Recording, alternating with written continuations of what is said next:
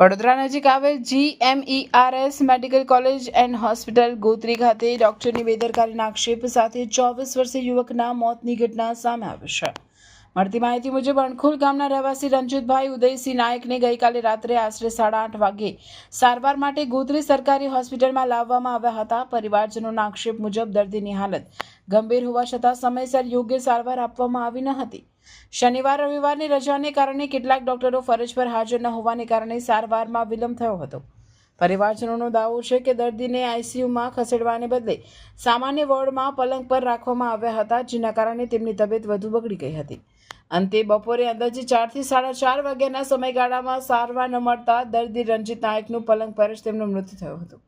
આ ઘટનાને લઈને પરિવારજનોમાં ભારે રોષ જોવા મળ્યો છે। પરિવાર દ્વારા doctor Chirag Rathod, doctor Manisha, doctor Kasturi અને ડોક્ટર તુષાર સામે બેદરકારીના આક્ષેપ કરવામાં આવ્યા છે।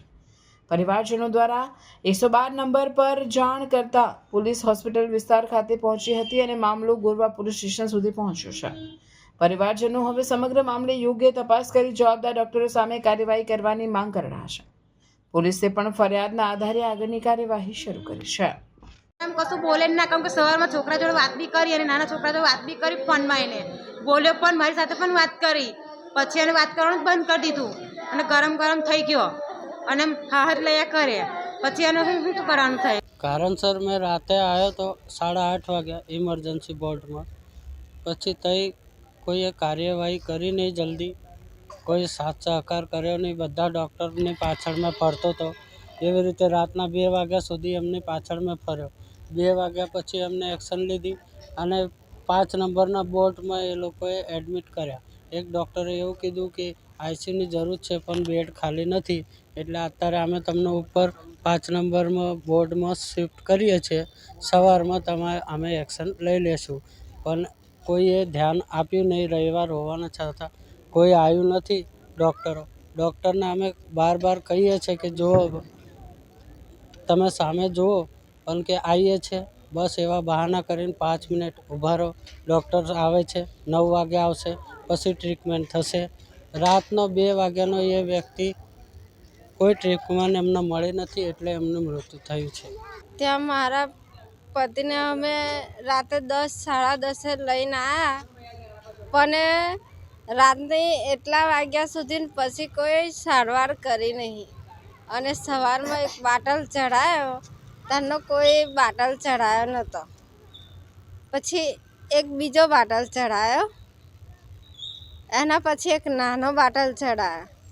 એ બાટલની અંદર ને મારા પતિને તાવ ચડી ગયો હતો, એટલે અમે એવું કીધું કે મારા પતિને તાવ ચડી ગયો મેડમ, કે સર, તો કે સારું, તો કે ઠંડા પાણીનું તો આપણે એવું લેપ તો મૂકીએ જ છે ને, પણ આ લોકો અમને ઠંડા કરી નાખાયા। તો અમે તાવ ઉતરે એવું કરીને અમે ઠંડા તો કરીએ ને, કેમ કે મારા પતિને બીપી વધી ગઈ હતી। તમારા પતિને જ્યારે ગોત્રી લાવ્યા હતા તાત્કાલિક માટે, એમને થયું હતું શું એ ટાઈમે એ મારા ઘરે, કેમ કે મારા પિયરમાં અમે ગયા હતા, ત્યાં ખાલી આમ નોર્મલ જેવા ચક્કર આવ્યા હતા, ત્યાં ખાલી પડી ગયા હતા, તો વાતો બી કરતા હતા। જ્યારે પડી ગયા હતા તેમને કોઈ વાગ્યું હતું, કોઈ ઈજા થયેલી? એટલે ના, એમ નોર્મલ રીતે પડ્યા હતા। હા, આપણે ચાલતા પડીએ તો એટલું બધું થોડી વાગવાનું। પડ્યા પછી કોઈ ઈજા થઈ નથી? હા, ના, એટલે અમે અહીંયા લઈને આવ્યા તો અહીંયા કોઈ સારવાર કરી નહીં, અને પહેલાં અમે હાલોલ લઈ ગયા, એ કે તમારે એટલી કેપેસિટી નહીં પ્રાઇવેટમાં, કે તમે ગરીબ છો, એટલે મેં તમને કહું કે તમે પીપરિયા લઈ જાઓ, નકર પારુલમાં લઈ જાઓ, નકર કે એની અંદર લઈ જાઓ, દવાખાનું નામ નહીં આવડતું, ગોત્રી દવાખાનું। હા, તો છે ને મેં કીધું સારું, અમે કોઈ દિવસ દવાખાનાનું પગથિયું નહીં અત્યાર લગી સાહેબ ચડ્યા, તો મેં કીધું સારું તો છે ને, પણ મને ખબર હતી કે મારું પૈસી લઈ નહીં જાઉં પાછું, અને ખાલી એમનાથી 5 જ મિનિટ આગી થઈ। 5 મિનિટમાં મેં કીધું કેમ હલતા નહીં, મેં આને આવીને પૂછ્યું કેમ એમ તો કારના શ્વાસ લેતા હતા ને, મેં કીધું કેમ શ્વાસ નહીં લેતા, એટલે મેં આવીને બૂમ પાડી, તે બી કોઈ જલ્દી ઊભું થઈને આવ્યું નહીં.